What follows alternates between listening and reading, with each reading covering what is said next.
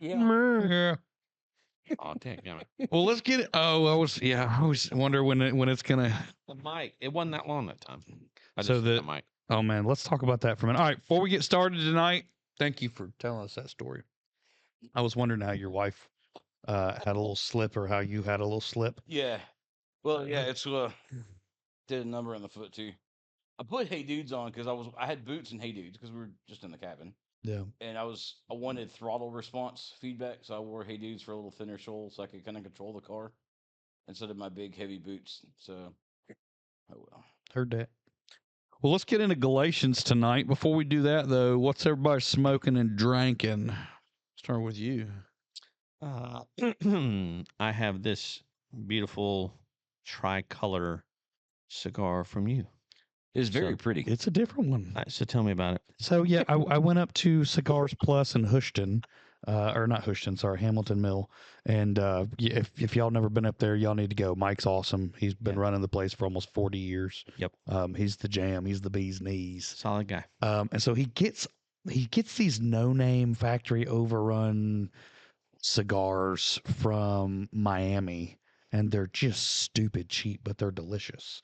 So I got like a whole brick of these Candelas for like $70.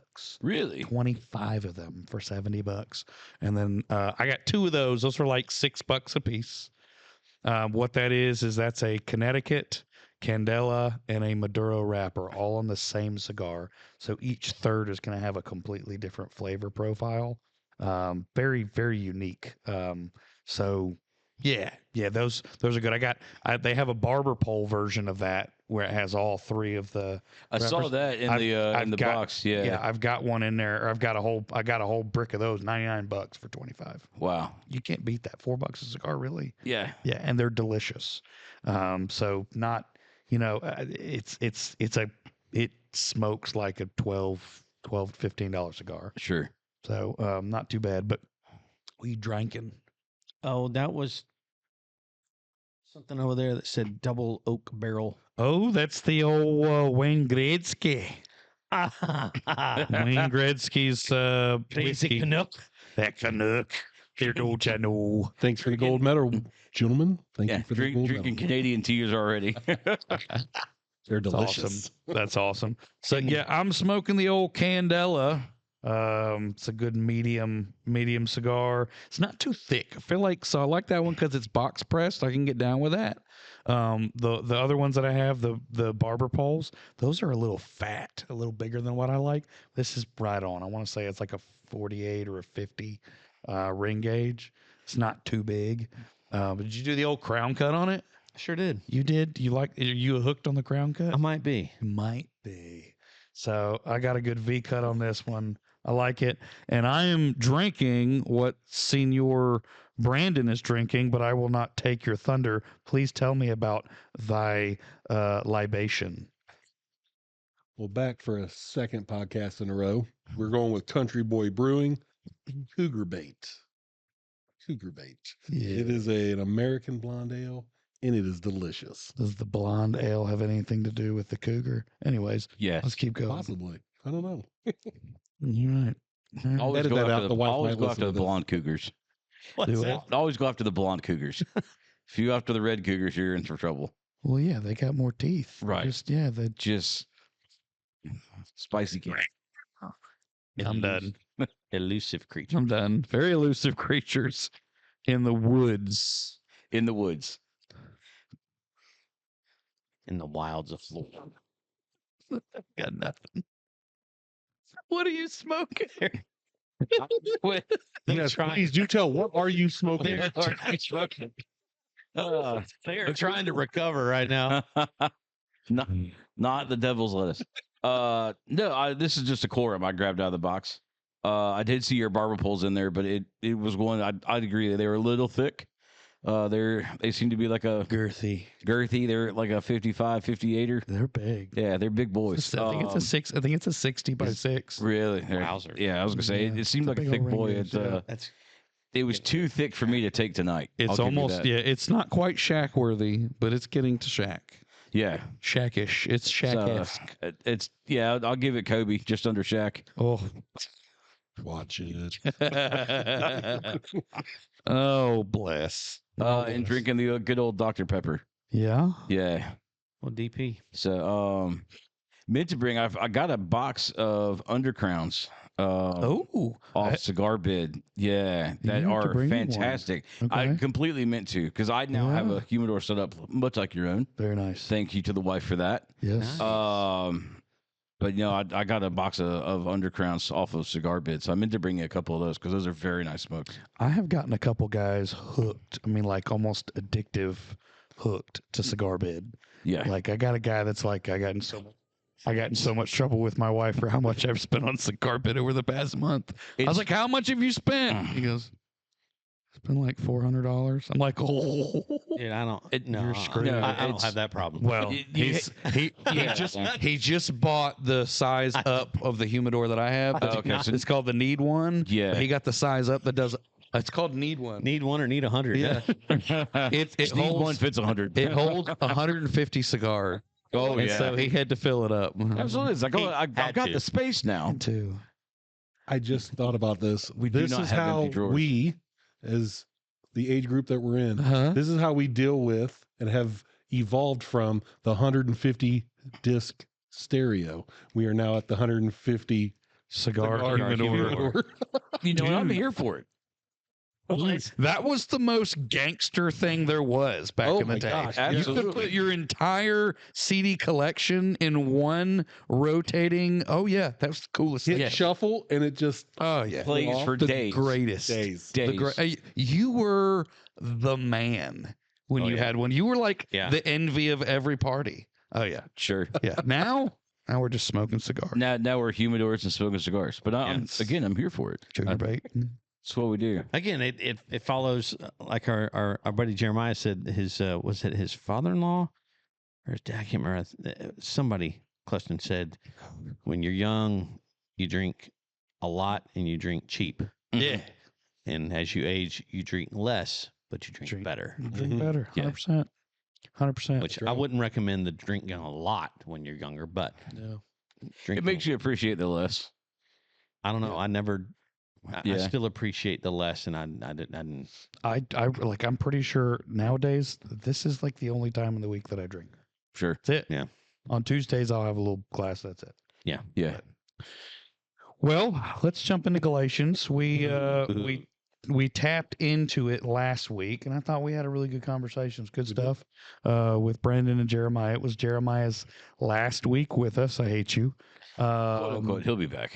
Of course he'll be. He can't stay Like away. we've said goodbye to him. Like I think Brandon's 17 times yeah, now? 17 times, 19 Yeah. times. I think Brandon's at 20 because he's Yeah. around every time. I told him when he left he had to leave his clothes so we could make the little Sheldon thing. He's like, nobody wants to see that. So we talked about the vest and the everything, the shorts, all of it. We were gonna do the whole thing. Should we get a little picture of him? Just hang him up on the Just wall for a hang a little. shrine. A Jeremiah. Oh, that'd be awkward. Jeremiah shrine. This is actually Josh. Yeah. Josh Outwater. Yeah, we need to get a picture of Josh on the wall. I could get a cutout done. Let's do We a could get a cutout. cutout done. That Yeah. would be awesome. He would get such a kick out of that. So, Like peeking out from Just around the corner, like over there. it's like the little Jesus. I saw that. It's Jeremiah's little head. I saw that. Just, Jeremiah will appreciate. Did you say doctrine? Did you say Oh, Did you say counseling? That's good. I love it. All right. So last week we did Galatians chapter 1 and stopped into chapter 2, verse 4. So we're going to pick up chapter 2, verse 5, and we're going to go through the end of the chapter. I believe it ends in verse 21. So that's kind of how we broke up the sections in Galatians. So who wants to read verse 5 through 10? Sure. Verse 5 through 10. All right. Galatians 2, 5 through 10. To them we did not yield even in submission, even for a moment, so that the truth of the gospel might be preserved for you. And from those who seem to be influential, where they were makes no difference to me, God shows no partiality. Those, I say, who seemed influential, added nothing to me. On the contrary, when they saw that I had been entrusted with the gospel to the uncircumcised, just as Peter had been entrusted with the gospel to the circumcised, for he who worked through Peter for his apostolic ministry to the circumcised worked also through me for mine to the Gentiles. And when James and Cephas and John, who seemed to be pillars, perceived the grace that was given to me, they gave the right hand of fellowship to Barnabas and me, that we should go to the Gentiles and they to the circumcised. Only they asked us to remember the poor, the very thing I was eager to do. That's good. That's good. Paul explains that the influential leaders in Jerusalem added nothing to his message. Instead, they recognized his calling to preach to the Gentiles, just as Peter was called to the Jews. James and Peter and John extended the right hand of fellowship, affirming unity in the gospel. Their only request was that Paul remember the poor, something he was already eager to do. What does it mean that the Jerusalem apostles added nothing to Paul's call to the Gentiles? What does that mean?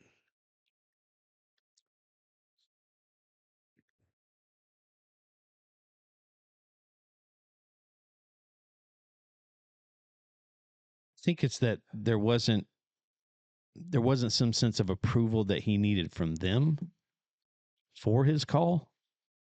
He was assured that God had given him that call. And so it wasn't as if he needed their blessing necessarily.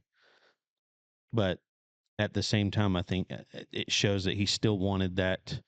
There still needed to be a brotherhood of we are all serving the gospel together. That's perfect. When I'm reading this, I'm seeing unity. I'm seeing a recognition that, okay, Paul's gospel, the gospel that he is preaching is the same as what we were taught by Christ himself. And so, yeah, when I read added nothing, it's not in a derogatory sense. It's in a unified gospel sense. I think when you read through the entirety of Galatians, there are several themes that come up. And one of the major theological tenets is justification by faith. It's huge. Of course, as we just got done with Acts a few weeks ago, and you look through the entirety of Acts, and it's nothing but Judaizers sending letters to these churches trying to teach the church that they need to be circumcised and they need to still follow ceremonial law. And they still need to be focused on the Mosaic law, and what Galatians, and it's one of the most hardcore in your face books about the fact that it is justification by faith through grace, or by grace through faith. It's very, very important, that Paul is trying to get across to this. Anyone else adding to that before we jump through? No, I think that. So the practical question here: how does the call to remember the poor expose whether your understanding of the gospel is merely intellectual or is truly shaping your priorities and sacrifices? Well, the truth of the gospel kind of hits at right at its core. I can do nothing. I'm weak. I I am incompatible. I'm incomplete, and I need Christ to do all of that for me. Right. So I was without. So I need to remember those who are without right now. Mhm. That's poor in spirit, poor in money, poor in food, whatever that poverty looks like. I need to remember that because I was there as well. That's great. Yeah, that's great. I think some of it too, same point, but it goes into servitude. Christ was here to serve us, serve us through salvation, serve us through showing a way and guidance and all that. And so we are here to serve others. And same thing, like poor in financial aspects, poor in spirit, poor in whatever, like you said, Brandon. We're here to serve those that are poor because we were poor as well.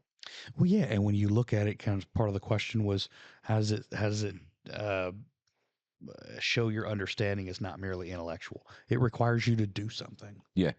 It requires a hand. It's not just a head and maybe even a heart, but you're also a hand reaching out. You're doing the work that's exactly what Christ did. I mean, obviously Christ's mission was to bring the kingdom of God, Sure. spiritual kingdom of God to earth. He set it up with his sacrifice. His death, burial, and resurrection inaugurated the kingdom.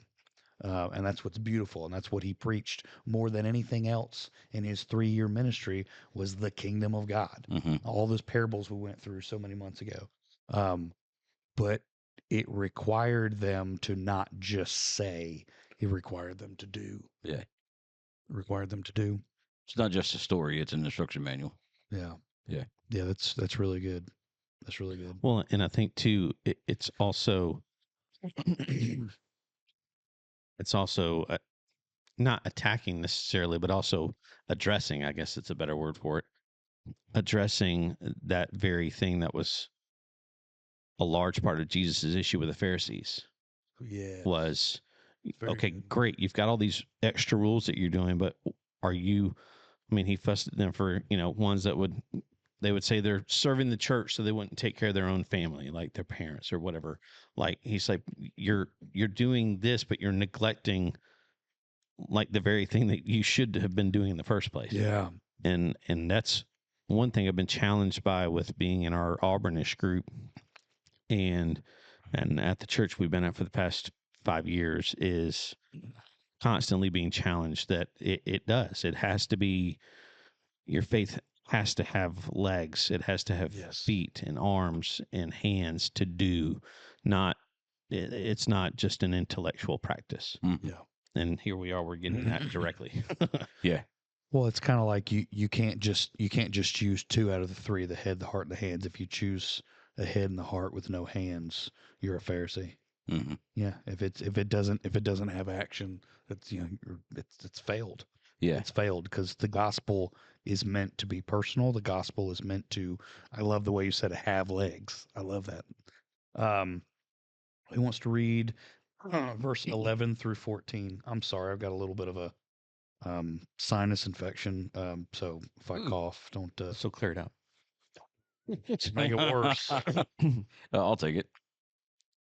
But when Cephas came to Antioch, I oppose him to his face because he stood condemned. For before some people came to James, he used to eat with the ethnic groups. But when they came, he drew back and separated himself, fearing those of the circumcised. And the rest of the Jews joined his hypocrisy, so that even Barnabas was carried away with their hypocrisy. But when I saw that they didn't walk uprightly according to the truth of the gospel, I said to Peter before them all, if you, being a Jew, live as the Gentiles do, and not as the Jews do, why do you compel the ethnic groups to live as the Jews do? Mm. So just so there isn't any confusion, Cephas and Peter are the same Yes. name. Cephas would be his I think it's his Greek name, and then Peter's obviously his Jewish name. His original name was Simon before Christ changed that. Changed it to Peter. Yeah. Yeah. So not to be confused there with 2 different people. Paul recounts how he confronted Peter in Antioch. Peter had initially eaten freely with Gentiles, but when certain men came from James, he withdrew out of fear of the circumcision group. Excuse me. His hypocrisy led others astray, even Barnabas. Paul publicly rebuked Peter for not living in line with the truth of the gospel. Before we jump into the questions, what are y'all's thoughts on that little section right there? Because I know for those who are not really what's the word non-confrontational, this passage would seem like a giant no bueno. Like don't do that in church. You can't call people out in church. So what are y'all's thoughts on that? Like how do you feel about Paul and Peter going at it in front of everybody? I honestly kind of like it because this to me is one of the foundations of kind of the fruit inspection for those that are Christ believers. Of if you're a believer, you're open yourself up to fruit inspection, and Yeah. we hold each other accountable. And this is kind of one of those of I think Paul holding Peter accountable of like, hey, like, you talk a good talk, but are we walking that? Yeah. Because as soon as you were given a chance to not, you walked away. Well, and I wonder, and just from a historical standpoint, correct me if I'm wrong here, if anyone knows, but does this coincide? Like which one happened first? Like maybe this happened, and then Acts 10 happens, where Peter's given that vision, where God's like, "Don't call unclean what I've called clean." Do you ever wonder if there's a historical cross reference there? Mm. Well, because I mean, you know, when y'all, actually, I was here for that one. When we wrapped up Acts 20 with the 28 with Paul's missionary journeys, I mean, the letters to the Galatians, all these were written during Paul's time. Yeah. Right. So, I mean, Acts covers a lot. It's not like we read Acts and now we're going to move on to, it covers a lot. Well, It's not sequential. We read Yeah, yeah. 9 where Paul's conversion story happens, and he's commissioned to the Gentiles, and then we read at the end of chapter 9, and he goes and preaches to the Gentiles, and then right into chapter 10 Peter is where has we the see. vision. I'm just wondering if maybe I'd never thought about that No, until I was thinking through that this afternoon. I'm like, I wonder if that had something to do with it. I wonder if God pulled him aside and said, "Look, dude, what are you doing?" It isn't there part of that where it mentions in Acts, because it mentions it a couple of times, where Paul goes back and spends time with Peter. Yeah. And I can't remember which chapters all of that happens, but there's some time where Paul goes away, and then between his trips is he comes back and spends time with Peter, and they kind of discuss and talk and make sure that they're delivering the same message. So they do. He spends a lot of time with Silas. He spends a lot of time with Timothy and Barnabas. It does talk about Simon the tanner, so not necessarily Simon Peter. I don't know. I don't remember. Yeah, I don't remember. there was. I remember we were going through it kind of when on the small group side of it, we were Yep. going through it, and I mentioned that he came back in it because it mentioned he spent several days with Peter. Yeah. Because it was with some of the other ones, and then it was with Peter. Because remember, Peter like stays away for a little bit because you can tell they're not seeing eye to eye. But it there for a little bit, it mentions that he spent several days with Peter. Yeah. So I'm wondering if this Maybe. was maybe Maybe. at like before that. Yeah. And I could be totally off with that idea. I just think it'd be kind of cool if that kind of coincided with Acts 10, and thinking that God pulled Peter to the side, but like, look, bro, hey, don't call unclean what I've called clean. Yeah, it's like Talking I've got about a plan in Gentiles. mind. You're kind of messing it up. What are you doing? Yeah. What you doing? What are you doing? It's what we call after the F. After the F. That's correct. What does Peter's actions with the Gentiles reveal about apostles? Sorry, real quick. Go ahead. I'm sorry. Go ahead. In Acts 15, Paul and Barnabas go to the Jerusalem Council. And that's when it says they met with the apostles and elders about one question, but it can't be they just talked about one question, but, I think there was some time. So it'd been well after. Okay. All right. So Okay. it doesn't coincide. That's all right. I just, It says they returned to Antioch in Syria. And that was at the end of chapter 14. And that's literally what we're talking about that's right what's, that's cool. Cause Acts will tell you. Acts will tell you. It's an early church history book. Yeah. Well, if we go back and read, there's quite a few times where Peter, I will say, because we've talked about this here on the show too. I think that's a backslide from Peter. Yeah, we've already had the call out. 100%. Where God's like, both sides of the houses are good, Gentiles and I agree. Jewish. I agree. So I think this may be a backslide. even though it doesn't specifically call it out as a backslide. I think this is a backslide because Peter giving into social pressure.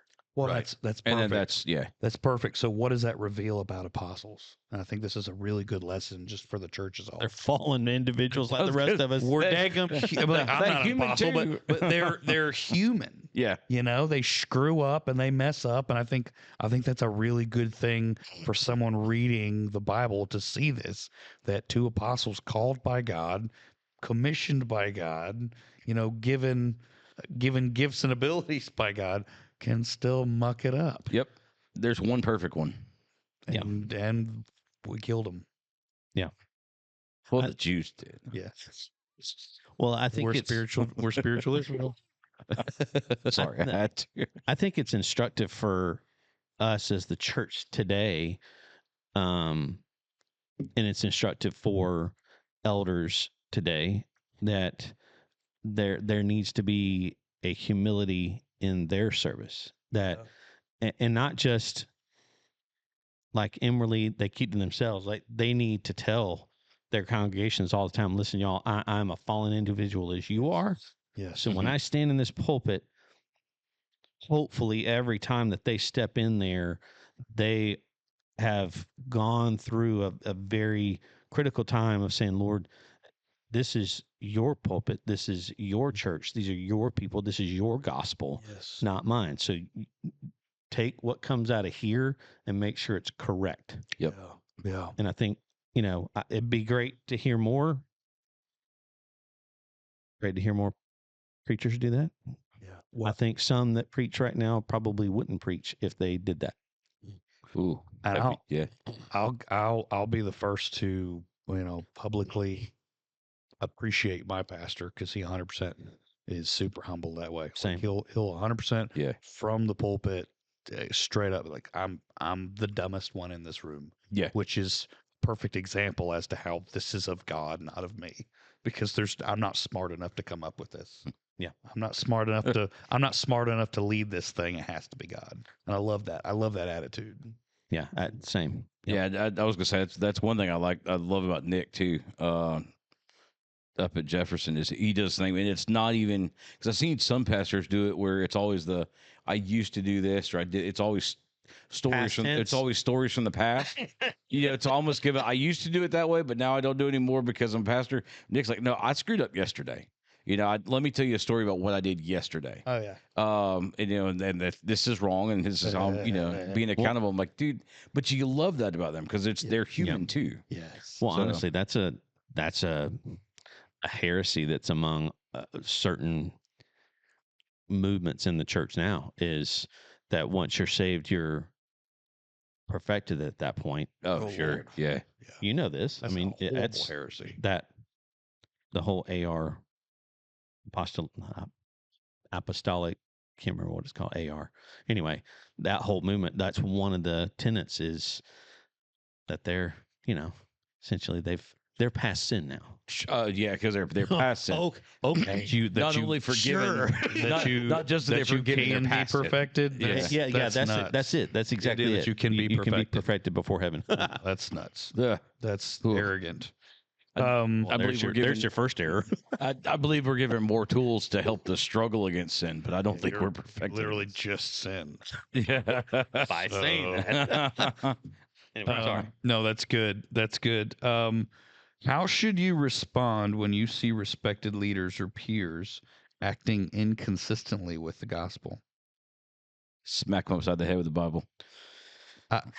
I think that's the Baptist way to do it. Right. That's the Baptist way. Or just Bible self-righteous. thumping. That's right. it. Just You thump Bible. 'em. It's not just Baptist, I hate to tell you. I know. but I just grew up in that. Yeah. I just whack them. As Jeremiah says, severely Baptist. That's how I- Severely Baptist. Severely. Yeah. That's how I grew up. Severely independent, fundamental Baptist. Took all the damn fun out of being mental. 100%. yeah. So what do you do? One-on-one. Yeah. And if they don't want that, then you take a brother with you. And then This is we're, why it's we're three or more churches, gathered. the individual churches are called to have an elder board Yes. and to help keep the Firmly pastors agree. humble Accountability. and accountable. Yeah. Yes. I shared this a few months back. There was a time where our pastor, I love him to death, does a great job. Something caught my ear, or didn't catch my ear, I should say. He was talking about being saved. I can't remember the exact context of what it was going on or the sermon, but I never heard the word repent. And for what like my ears perked up like I'm a dog looking for a grouse or something. And it sat with me, and it didn't sit well. So Yeah. the next week I went, and sometimes you can't find him. He's all moving around. So I found one of the campus pastors, and I brought brought to his attention. Like, Yeah. this is what I didn't hear. I'm trying to give him the benefit of the doubt that it's just a mistake, but and he assured me, but at the same time, he said, I will make sure Jason knows. I was going to say, I think that's the key is not, I don't want somebody to just wave it off. I want to say, I appreciate you bringing that to my attention. Yeah. I will make sure that so-and-so, or if you're talking to that person directly, you know what? Yeah. Let's talk about that. Yeah. 100%. That's good. Yeah. That's good. I think for me,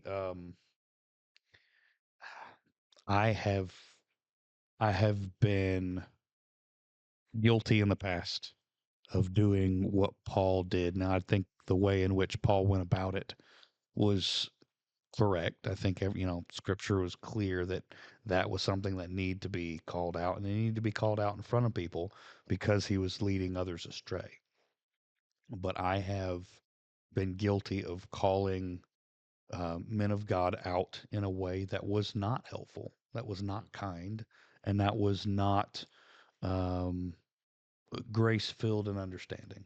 And so I think we need to maybe instead of focusing so much on, how do we approach leaders? I mean, that's one way in which you should not approach a leader. And at the end of the day, we talked about this last week.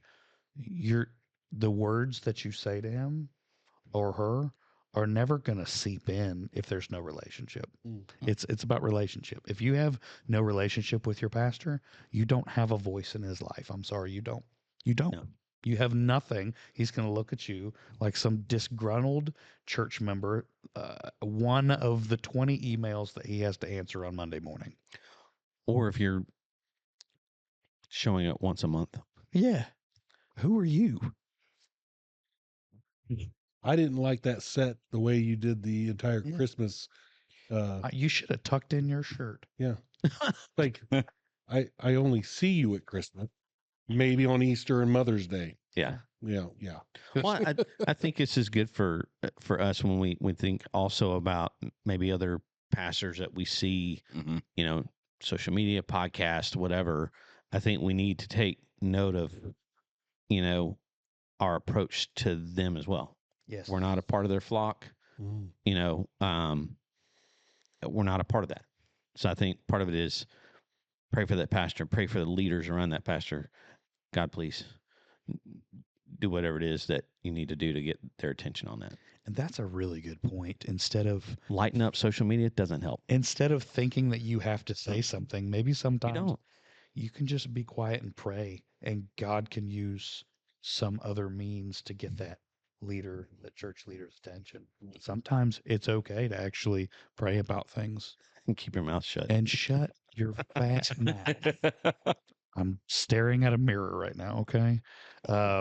So yeah, I'm gonna. I don't think anyone here is surprised to hear that I'm an opinionated individual. And thank you. And so Doesn't sound right. It. Yeah. Okay. For as long as I've known you, I've never picked that up. Never. Never. So it's that's something that I feel like God's done a very good job of reining me in and teaching a little bit of humility, because I don't want it. I don't want humility. I want to be right, and I want to be right all the time. Yes. And I'm never right because I married one that won't allow me to be right. So that's that humble pie. But anyways, we digress. Yes. Verse 15 and 16. Who wants to hit those real quick? I'll do it. We ourselves are Jews by birth and not Gentile sinners. Yet we know that a person is not justified by works of the law, but through faith in Jesus Christ. So we also have believed in Jesus Christ in order to be justified by faith in Christ and not by works of the law, because by works of the law, no one will be justified. Boom. Man, he lowers the boom there. Paul lays down the heart of theology. Even Jews by birth know that no one is justified by works of the law, but only through faith in Jesus Christ. Therefore, both Jews and Gentiles are justified by faith, not by law keeping, since by works of the law, no one will be justified. Y'all, we've talked about this, I feel like, numerous times. I never even realized this until like 8 months ago. But salvation always came to people by faith through grace. always, 100%. even in the Old Testament, Yes. when the Mosaic law was there, that was never to save you. It was to reveal sin. It was to reveal your depravity, your need for Him, and so it was always. And we look at Hebrews, or even in John, where it talks about Abraham believed God. He had faith, and it was accredited to him. It was As counted to him righteousness. as righteousness. And so it's important that we recognize this isn't a new this isn't a new idea. This isn't innovation. This is 100% the way it's always been, just applied to to another group of people, everyone else. And so it's important for us to recognize that as a theological concept there. Why is justification by faith alone, apart from works, the essential core of the gospel? Why are you laughing? That's weird. I'm just kidding. I like it. Why is it the essential core of the gospel? Why is it the core? I think because we've talked about dispensation here too. Dispensationalism, yeah. Dispensationalism, and I think that's part of what draws us, because this is the new covenant. This is the new way Mm-hmm. of, there have been laws and there were things to do to become clean if you sinned. Right. Ceremonial laws. Ceremonial things, but those were acts. There were things to do to become clean if you had sinned, Mm-hmm. and things that you were supposed to do and laws to uphold. Mm-hmm. This is the new covenant of the only thing you have to do to become clean and to be saved from your sins is have faith in Christ. But at the crux of even those sacrificial systems of the Old Testament, Yeah. at the crux of them was still always, I'm believing that this sacrifice is going to save me. Sure. It was always still by faith or by grace through faith. This is what's beautiful, is because it was the penal substitutionary atonement. Okay, and it's Yeah. a big gigantic word for Christ died so that there never had to be another sacrifice. Right. But that's the faith has always been there. 100%. And the thing, this took away the acts. Yes, That's where that was the shift. If this took away that any requirement, 100%. don't have to have it anymore, and that's where it's like, wait, It's big. I don't have to do anything. Yeah. It's like, Well- no, all you have to now, instead of the faith plus acts, all you have to do is believe. Right. Well, I think we see a good example of human tendency. Christ is talking to the Pharisees and he's calling them out, right? You clean the outside of the cup, but the inside is dirty. Yes. Yeah. And I think he wasn't just calling them out, he's calling all of us out. 100%. That was the law was supposed to show that internally we are just despicable. Yes. Yes. But what was happening in human tendency is, if I do this just right, if I act this way, if I post all of the happy pictures on Facebook, I'm good. I'm in a happy place. Yes. And then Christ and the Sermon on the Mount, he notches everything up. You say, you've heard, don't kill if you have hate in your heart for your brother. Boom, you've just killed Right? him. If you look at a woman to lust, yes, you have You've- already committed adultery in your heart. Yes. Like, people are like, well, dang it, I'm screwed. Yeah. exactly. Yeah. And Yeah. so we Yeah. start our human tendency is to start to lean more on our works. Yeah. Whether we're consciously doing it or not, we typically will go to that because I can control what I'm doing. Yeah. And then Christ has come along, and the core of this is no. Your works are an outpouring of the Spirit. It has nothing to do with you. Brandon, that's so good, buddy. Yeah. That's so Yeah, good. I love that. You know, I don't know that you would have really been able to explain that as well as you did a year ago. That I'm so impressed. Before we move, and that was a really good explanation. Maybe we need to start defining some of these words. Okay, justification. What is the definition of from a biblical theological understanding? What is justification? Because that can have many meanings in a culture as ours who doesn't understand biblical language. So, what is justification in y'all's minds? To be made right. Okay. Not Yeah. not right like now I'm right, but to me to be given a place of righteousness now Mhm. instead of being, condemned. Well, it's And a I legal would, term. yeah, I would say it's the reason for the righteousness.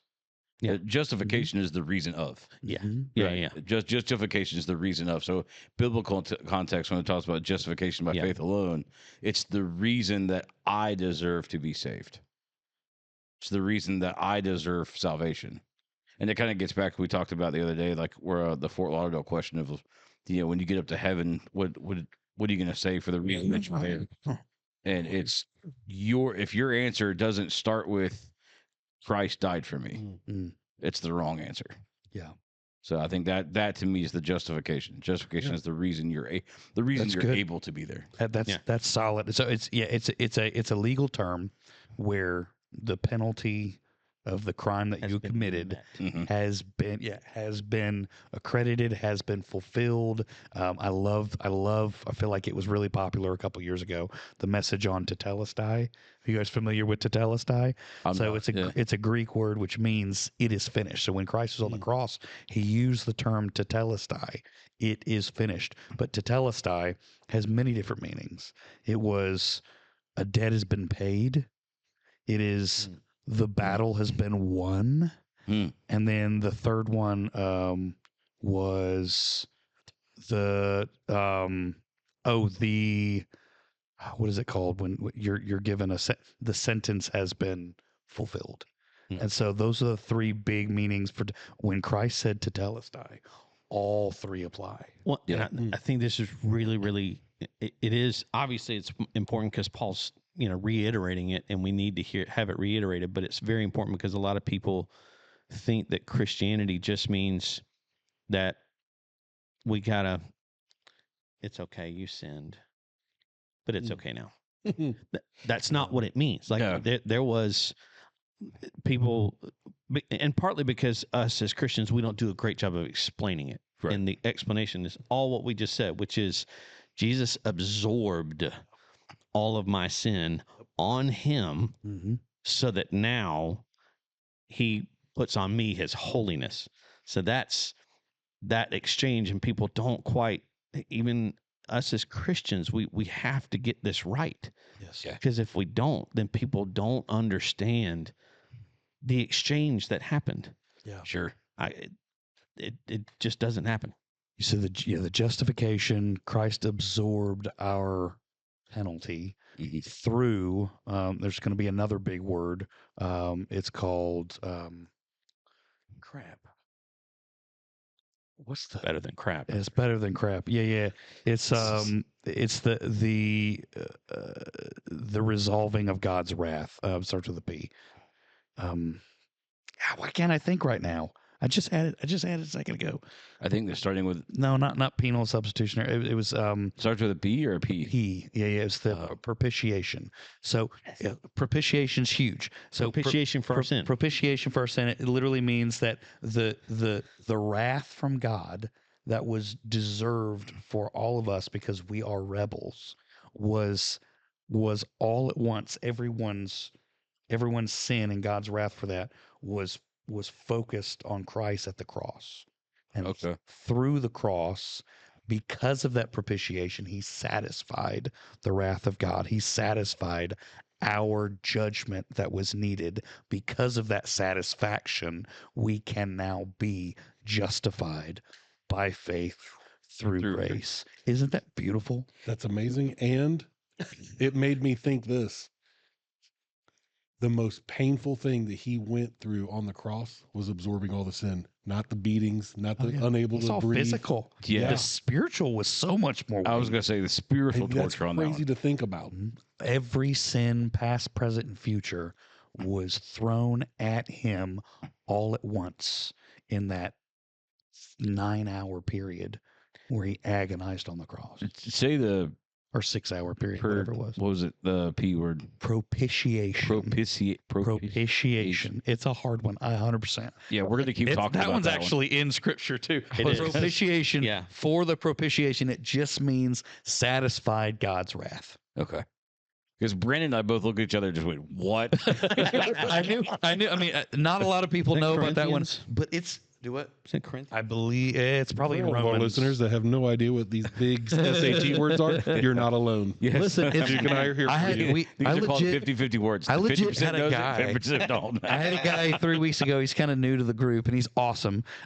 He's been coming, and he came to myself and Brian a couple weeks ago. He goes, "Hey, can I have some sort of like a pre holy smokes like list of big words you guys are going to use?"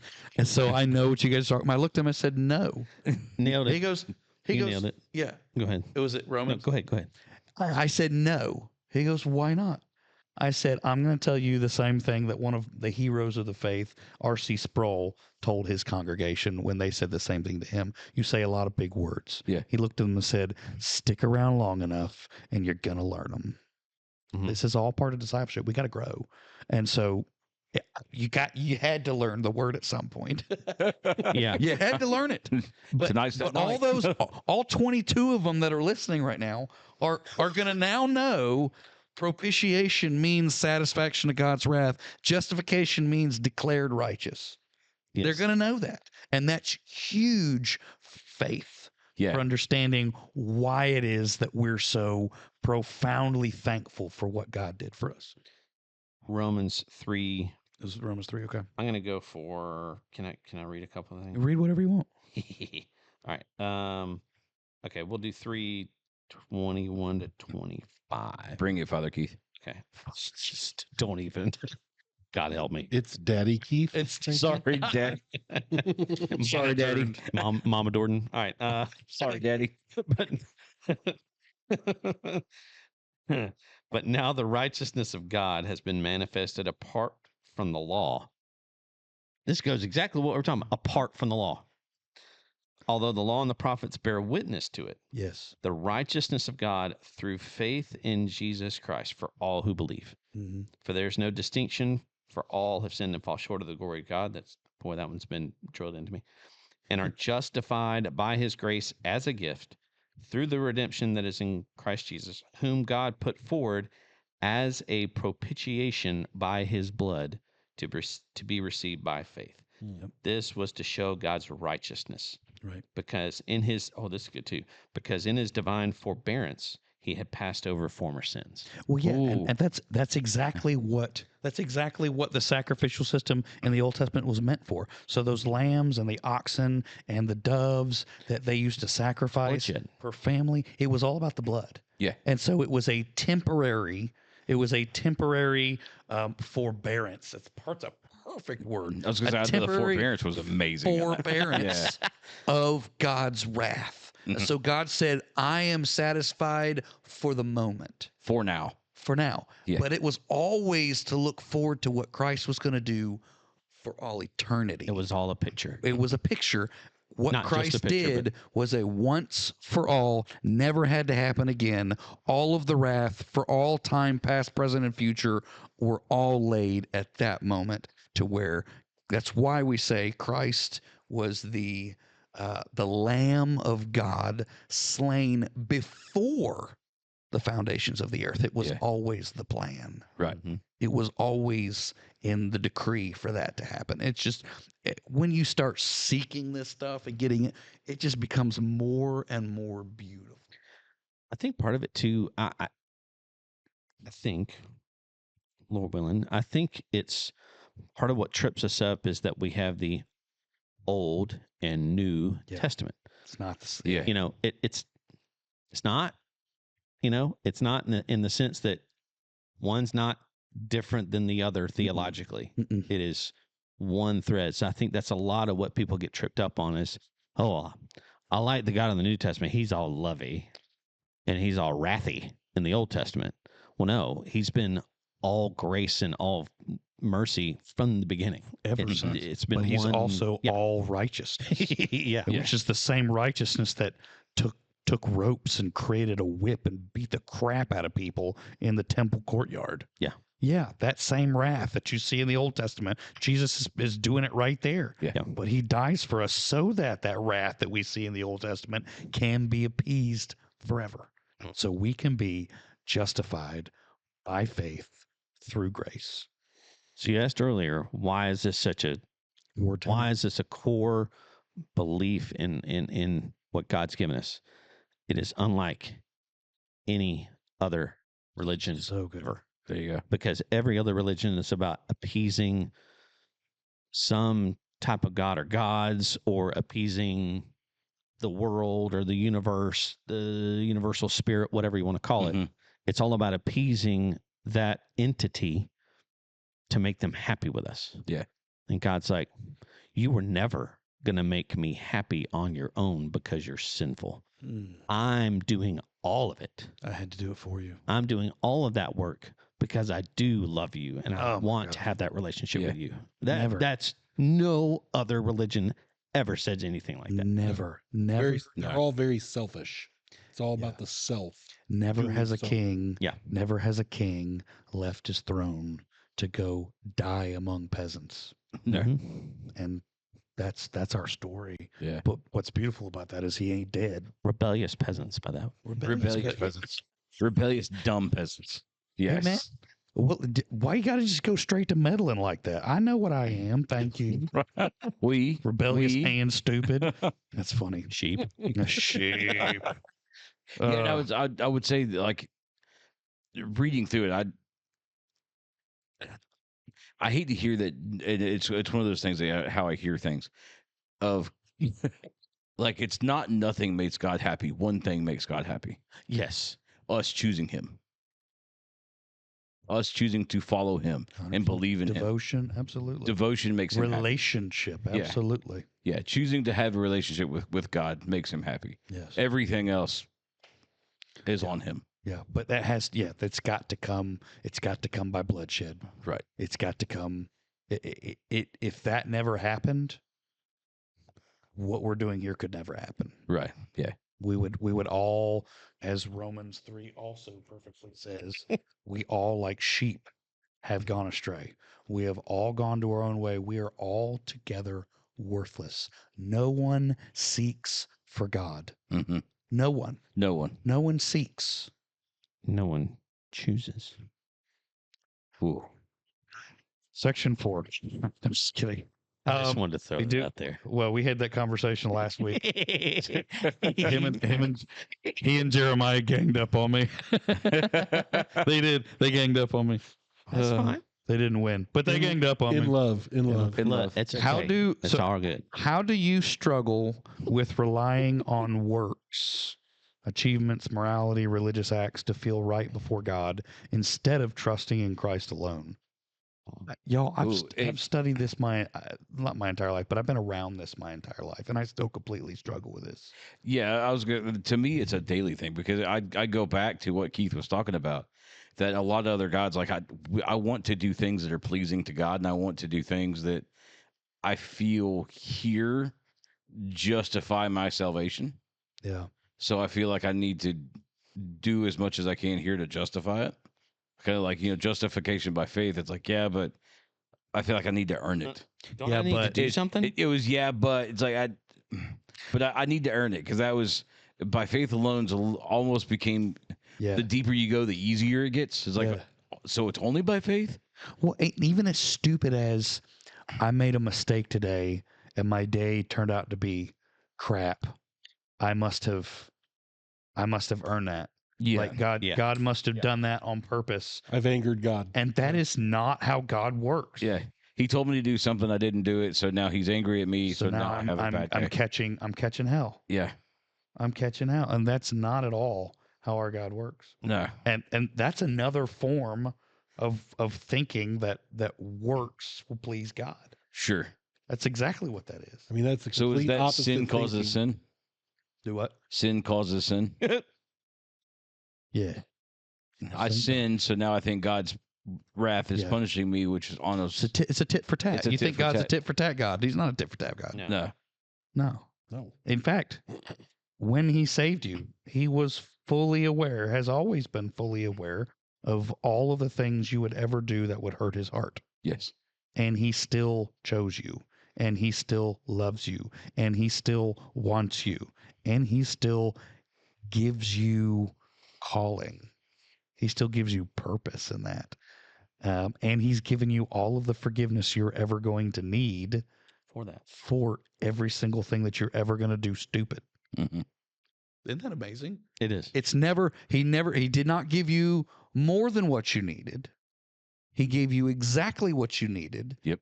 Because of everything he already knew you were going to do.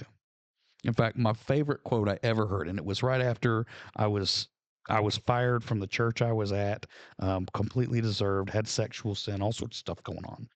I saw a quote, and it was the most comforting thing I've ever seen in my life. It was, when God called you, he already factored in your stupidity. Mhm. I like that. He already factored it in. I'm like, Matter of fact, thanks. he's going to use it for his glory. And our good and his glory, 100%. I meant it for evil. He means it for good. That's why I like people that, are agnostic or atheists or just anti coming to church. You'll hear it a lot of times like, oh, if I went to church, if I stepped in there, lightning would strike me. God would strike me down if I walked into church. It's if he was throwing out lightning bolts, there wouldn't be nobody left in there. Right. It's like He'd have got me a long time ago. if he was throwing out lightning bolts, everybody would be fried 100%. right now. And two, if it was that kind of God, he don't care if you in church or not.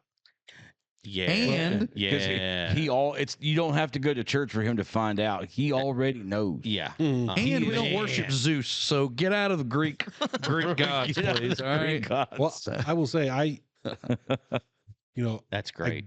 grew up Yeah, that's good in a stuff. Baptist family. We didn't go to church as much, Mhm. but it was a Baptist background. In high school, I went to a Pentecostal church with a friend of mine Uh-oh. for quite a few years. Well, I'm in high school and I'm starting to run with the wrong kids and I'm just doing stupid stuff. And so I stopped going to church. And when I would get questioned about it, did I believe in God? Absolutely. Did I believe in Jesus? Absolutely. But I would give the excuse, if I walked into a church right now, I'd be struck by lightning. I used Sure. even as a believer, I would say that. So I was there. Yeah. yeah, it's another one of those things that it is just us trying to rationalize our Mhm. rebellion. Yes. That's it. Wow, that's good. Yeah. It's just us Yeah. trying to rationalize our rebellion. I've got guys on Tuesday nights that will actually openly say that. I haven't been to church in years. I'll get struck by lightning. I was like, we'll work on you. Yeah. We'll work on you. What are you doing Sunday? Yeah. What you doing Sunday? I'll walk in with you. We'll both get hit. How about that? Let's Let's go. Right. Let's see what happens. The words Let's of Barney. risk it Challenge up. accepted. Now, how hilarious would it be if you both showed up on Sunday and all of a sudden a thunderstorm rolled in? Yeah. I'll He take look that at me and back. be like, I I'm will- freaking out of here. God going, Be like, And hey, he will. You're gonna He's take that funny. one friend. You're gonna take that one friend. Is like, Yeah. if I went to church, lightning's gonna strike you. Like, no, it'd be cool. We will have the worst lightning storm in the I world. told you. I told you I don't belong how many times here. have been hit? 66 66 times. Great flick. Thank you for referencing that one. Sorry. We had to be referenced. That's It was good. about time. It was about time. It was. We got a quota, and we were not meeting our quota tonight. That's good. 'Cause That's good. I just know God's sitting up there with a great sense of humor of just like, watch this. Yeah. Yeah, I will. So there is some things about The Chosen that show that I love that show. By the way. Yes. There's some stuff about it where I'm like, could take it or leave it. But I do love the fact that they make Jesus such a funny, like he has such a fantastic sense of humor. Yes. Yeah. Yeah, and I firmly believe like he had to have Oh, because he's God come to Earth and he's got these humans that aren't getting anything that he's saying. And he's, it's got to be like. Oh, it's got to be like playing around with preschoolers. Yeah. Just like, what are you? There's at some point he he's like, names how two of them the sons of thunder. And they think it's the coolest they name. think it's the coolest thing ever. It's like like when I was growing up, my mom screwed up my haircut so bad. Just to get us off topic for a second, okay? My mom cut my hair and just botched it. I'm talking botched. And she accidentally cut it too short and it was like a flat top situation. And she was like, Justin, you look so cool. You look like a G.I. Joe. And I was like, no. that is the coolest thing ever. Let's do it. Let's go. And I didn't want anyone to touch my hair because I look like that's exactly what those Sons of Thunder were like. You don't get it. Like that's not the compliment, sir. He's just trying to help you feel good about your own stupidity. I had a professor in college like that. He'd ask a question. He's like, "No, there's no wrong answer. Oh, that's wrong. Oh, I love that. Yes or no? Tell me why." And he would. And the beautiful part is you would raise your hand and you would answer it, and he goes, "Well, I see where you're going. I like where you're going. But What if we went like?" And he would completely turn it and snatch it away, but he'd make you feel like, "Oh yeah, that's what I meant. That's what I meant." Gosh. Yeah, some of my buddies were in the music school at university I went to, and they had a professor who was I mean, everybody knew, like, he'd throw out a question exactly, and he'd never tell them they're wrong. He'd go, "Well, close," and then he would give them the answer that wasn't anywhere close. Yeah. I hear your heart. I hear your heart. Now let's move in this direction. That was his favorite. You like that? Exactly. I hear Exactly. I hear you. Well, close, but That's close, but not even in the same universe. That's good. So My this is favorite Art response- 101, not Social Studies 101. But hey, great effort. My favorite response is always, "I see how you got there." It's it's like, I see how you got I there. see how you're thinking, but that's good. That's good. Oh man. Well, let's finish up this chapter, verse 17 through 21. Who wants to read that one real quick? Sure. 17 through 21. But if in our endeavor to be justified in Christ, we too were found to be sinners, is Christ then a servant of sin? Certainly not. For if I rebuild what I tore down, I prove myself to be a transgressor. Yeah. For through the law I died to the law so that I might live to God. I've been crucified with Christ. It is no longer I who live, but Christ who lives in me. In the life I now live in the flesh, I live by faith in the Son of God, who loved me and gave himself for me. I do not nullify the grace of God, for if righteousness were through the law, then Christ died for no purpose. Oh, that's such a good ending passage there. So Paul addresses a possible objection. If justification is by faith, does that make Christ a servant of sin? His answer is absolutely not. I always love this is the Greek word mia genoite, which is interpreted hell no. Instead, I'm serious. That's English. Instead, Paul declares that through the law, he died to the law so that he might live to God. He has been crucified with Christ, and now Christ lives in him. The life he lives in the flesh is by faith in the Son of God who loved him and gave himself for him.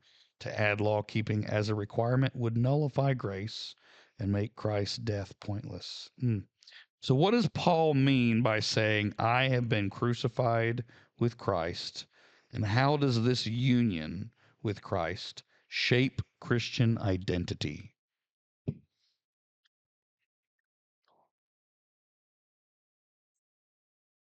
That's, to me, it's giving your old self up. Right? You're allowing your old sinful life apart from Christ. You're giving that up with Christ to be crucified. Because you're giving your body and you're giving your soul to Christ. Mhm. So you're that's just accepting the fact of, like, I am this is no longer my vessel. This vessel, this body, this spirit belongs to God. So I'm crucified with Christ because he paid for my sins on the cross. So I'm with him on the cross. Yeah. Yeah, the rebellious side of me, the side that God could not look upon, the side that God could not accept has been nullified. Right. Now, not that we don't sin anymore, but from a legal standpoint, we talk about justification, my debt has been paid. Remember, tetelestai, it is finished. Yeah. I have no more debt. The battle's been won. My sentence has been served in full. It is finished. Tetelestai. Well, even when Jesus was praying in the garden before being crucified, he asked the Father, not my will, but yours be done. Oh, In other words, so good. if this cup can pass from me, please. But if not, your will, not mine. And if Jesus himself says that to the Father in order to go be crucified, then if we are crucified with Christ, then we are in that place of saying, Lord, have your way with me, have your will Yeah. with me. That beautiful submission. Yeah, it's really good. It's letting it's because to me it's twofold. It's letting your path of this life go to God's will. Yeah. And then your path of the everlasting life go to God. Yeah. It's both. And that's a perfect way of explaining identity. My identity is not, again, I am what is it's a passage in Psalms talks about I am not my own. Mm-hmm. No, it's not in Psalm. No. I was bought. I've been bought with a price. Yeah. And that's I not I but Christ lives within me. I am not my own. Right. I don't belong to me. Everything I have, I submit to Christ, including who I am. Yeah.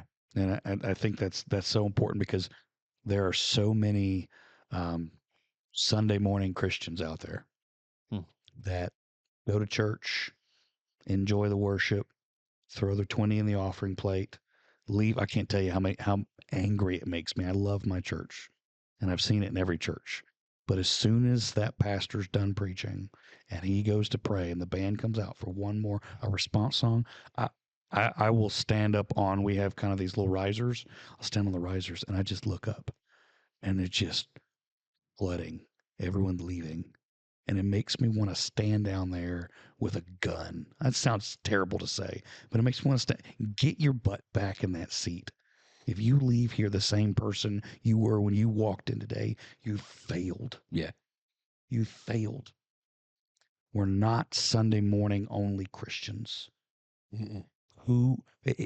We are defined by what Christ did for us. Mm-hmm. And it demands a response. Always a response. That's just my own little soapbox. It makes me so angry, and I know some of it's legitimate. Serving Sunday school and all Some that. of it's legitimate. Going to get their kids and get out of the parking lot before it gets crowded. I get it. But maybe Like I got maybe there's emergencies going on, but No. Take The Mexican restaurant will be there. take a minute. Longhorns will be there. If God is really moving in your heart, how can you walk out?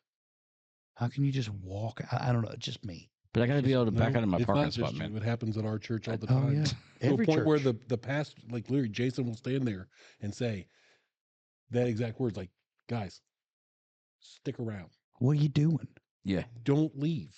Like, you got 10 more minutes. Give the Lord 10 more minutes. Like, you don't.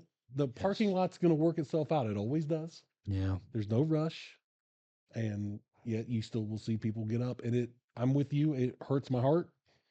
I've been trying to move past that anger because it's like, I can't. Yeah, I can't control people. I've been Ultimately, guilty of that myself. So it's I get it. God. God's I was got gonna to say do there's been that. times that God's got to do that in people's hearts, and yeah, I get that. It just frustrates me because I know that if those people really caught hold of what the gospel was, if those people really recognized what that propitiation means, what that justification means, and what it means that it is finished, then they might, I don't know, they might stick around a little longer. They might recognize how important it is to give praise and honor to a God that gave everything he had to be with them. So it's important on that, and that's kind of part of what we're talking about. Christ, how does this union with Christ shape Christian identity? You are his always. Any other thoughts on that before we hit this last question? Nope. Well, this has been kind of a shorter one, but I like it. It's to the point. How would your daily life look different if you fully lived out of the reality that Christ now lives in you? It's where the rubber meets the road. I think on a whole, I would probably be nicer, or at least labeled as nicer. So it just I think you're nice. I appreciate that. That's because I like you. It's Not a butthole because you're okay in my book. no, I love you. I tend to can have a shorter temper, and can have it's one of those that having a fairly quick wit allows you to also know the counterpunch to throw at most Yeah, people, and it's just having to have that filter. There was a lady the other day, we were at a concert, and she was coming in the exit of the concession lines and just standing there in line, and so we were trying to leave, and she just looked at me, and I was like, "You're in the exit." And she's like, "Oh, well, I didn't know." And I was like, "Yeah, you walk past the sign." And it's one of those like, yeah, I was being a smartass, and it's like I'm sorry, and like when I walk past, like you just kind of feel Christ go, really, like really. Well, in that case, Did that have to be I would said? say it's on both sides of that coin, right? Of someone being so tunnel vision they don't see an exit sign, Sure. and you so tunnel visioned on this is only the exit Yeah. instead of hey, listen. Jeez, Duke, you son of thunder. You might not have seen the sign, but because I was about to say, I think for me, it's that unfortunately, the tunnel vision of I've got this that I've got to get done today, Mhm. or work, home, whatever it is. So tunnel vision that tunnel, I don't allow that. I don't let God into that tunnel, Yeah. Very good. and so I don't let Him impact all of life. Yeah. And so the anxiety and the worry and all those things instead of he has been shouting through all pages of this, I am God, not you. Mhm. Yep. Please remember that when you walk out of here from the sermon and the worship service. Please. Please take a moment, let that sink in. Yeah. I'm God. Yeah. You're not. That's good. Yeah, that's solid. Yeah. I think. How would my daily life look different? More prayer. Well, I can't tell you how many times, as we talked about earlier, with thinking that we live by works. There's so many times where I'm like, man, I made a mistake. I said something to a subcontractor I shouldn't have. I treated my wife poorly I shouldn't have. I yelled at my kid. I got to make up for it. I got what, and it immediately goes to my day's probably going to be terrible because God's mad at me. I can't tell you how. No. It is Yes. without fault. It's just my default, and I have to say, no, that is not how God works. But so many times I'm like, oh, my day's gonna suck because I was an idiot, and that's kind of an insecurity on my part. Sure. Yeah. But my day would look different if I recognized that. Obviously, we're not trying to make mistakes, Yeah. but that mistake Christ already died for. And It's he's already capable of redeeming it. It's already covered. It's covered. Not that I should continue sinning, that grace may abound, as Romans says, again with the mia genoite. I love that. Does anyone else love that? Paul cusses. It's like the greatest. Anyways, not that we should continue sinning that grace may abound, but that grace is there. Yeah. Like he recognizes that we are still flesh, and that flesh is mean, and that flesh is still got remnants of that rebel there that he's trying to chisel out of us. And so my day would look different if I would just grab hold of this idea of justification in the morning. Maybe that's what my prayers will be every morning. Yeah. God, show me again for the 1,000,000th time how you have justified me by grace. Yeah.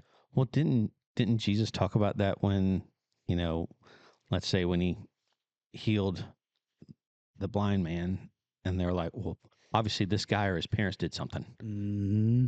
Jesus like, no, Neither. like he is blind. I'm not using his words, but essentially he's blind because I'm coming to do that. So that I may be glorified. Yeah. Yeah. Like he's been blind his whole life so that I could come along and heal him and get glory for that. Yeah. Get out of my head, Keith. I was literally thinking that was Justin was talking. That's what I'm talking about. Yeah, it's interesting how even in our modern American society, we still think like first century Jews. Yep. Yes. Tells me it's part of our fallen nature. There it is That wasn't written to us, but it was written for for us. us. So good. So good, guys. Well, it's almost like the same person that created them created us. Well, Now you're just talking Hello. crazy. Now. Easy now. listen.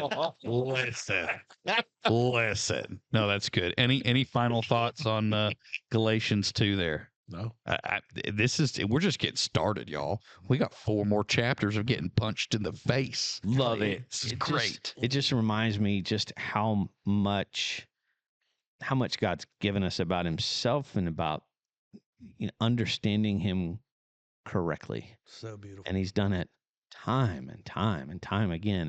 And we still, struggle to really understand it. But he's patient enough Yes. Yeah. to keep giving. I think that's the other thing. Like if the law was sufficient, Yep. right? If the law was sufficient, we wouldn't need the rest of it, Sure. We couldn't Right? measure up to the rest of it. right? We wouldn't need anything about what Jesus says about it, anything that we wouldn't need any of this if the law was sufficient, Mhm. but it's not. Right. Because he still needs to remind us the law was pointed to something bigger. Mhm. 100%. It was setting up a bigger story. 100%. Yeah. 100%.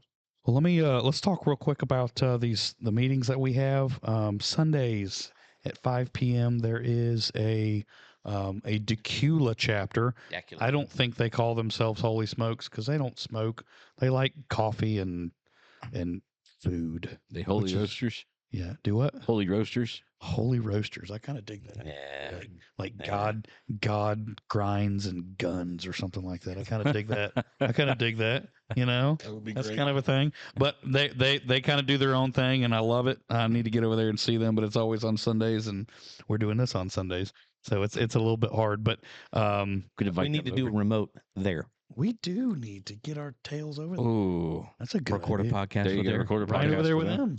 You guys, yeah, absolutely. And then Monday, we've got a couple different groups that meet. We got one in Jefferson that meets at 6:00. And then why don't you guys talk about your amazing group? Mm. Get it running. Well, Keith, Duke, and I kind of oversee the Auburnish, which is crazy to say now because we're located in Winder fully. Not My you're like house? 5 miles from my house. East Auburn. East Auburn. East Auburn. Very, very East Auburn. But we meet Monday nights at my house, 7:00, and we too have food. We typically will feed you, but you're more than welcome to smoke, drink if that's your thing. If not, we welcome all. Like I've got a new guy wanting Yeah. to come tomorrow, and he said, "I don't drink. I quit drinking years ago, and I Perfect. don't smoke." And I said, "Well, come on, Cool. let's go." Yeah. What, Yeah. do you like food? Yeah, we'll So feed you. if you like food and God, come. And if you That's don't right. like food, I can't help you. I can't help you. God, maybe God can. God can. Yeah. Yeah, our group is we're a little lame. We don't always have food. Sometimes the guys just get hungry enough and they'll just like order something right here at the in the show. I can't tell you how many times like Nick will come. Yeah, they'll DoorDash. they'll DoorDash it. Yeah, they will. They'll grub up it right on over. I'm dead serious. Like we'll have guys come in and Nick, I love him. We call him Summer Santa. He's a big old dude with his big old blonde beard. Oh, I We call love him Summer Santa. Love him. But he comes in all the time. He's like, "Oh, I'm freaking starving. Anybody want some chicken wings from Blazers? Yeah.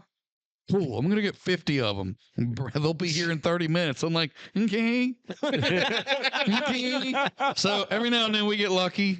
Peter will go grab a pizza every now and then, but yeah, I'm a failure and I don't provide food. Not as cool as Brandon is, but Just throw it out Yeah. to the group. That's what we do. We I was just gonna say, hey, yeah. there you go. We who wants to usually cover food toss tonight? out the group, have somebody volunteer. that's a good idea. So- Just don't even think about it. It's just a rotation, and I mean, for the most part, it's an honor system rotation. But we all Yeah, kind of, yeah, Yeah, we won't honor you if you don't bring it. Yeah, heard that. 100%. Tuesday, 100%. In that case, I'm way up I'm on the way honor board. Everyone loves you, Daddy Keith. So Tuesdays at 7 p.m. are at well, my house, at The my little shop. shop where we currently are right now. But At it the wouldn't Holy look Smoke like that studio. because we have this wonderful studio that's in the corner. So we have a blast. Our two groups, I think, are the only ones that are actually going by the curriculum.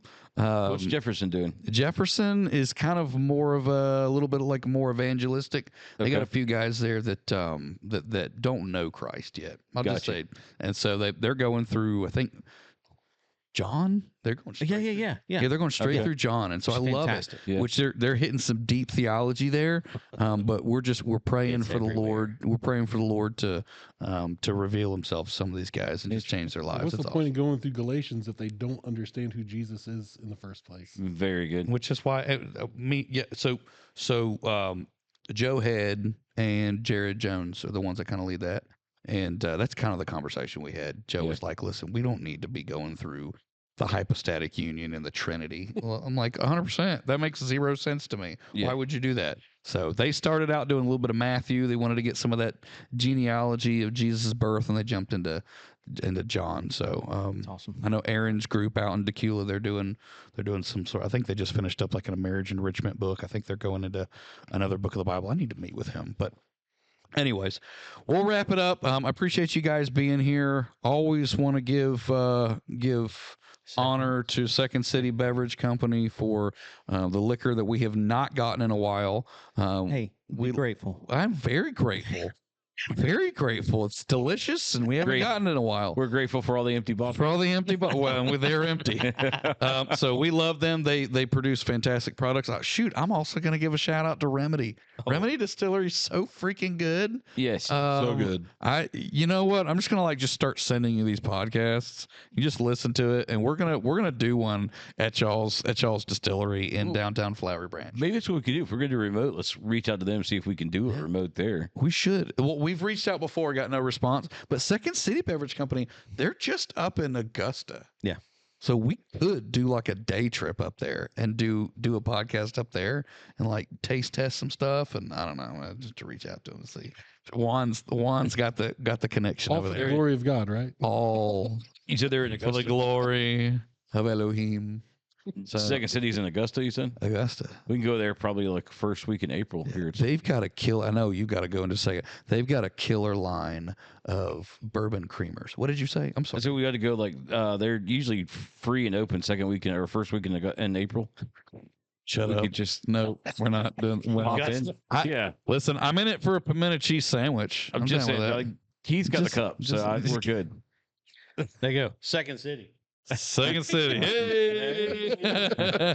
We can remote from Berkman's place. I'm just saying. Oh, love you guys. Well, y'all smoke it up, drink it up, and love Jesus. See you. Bye.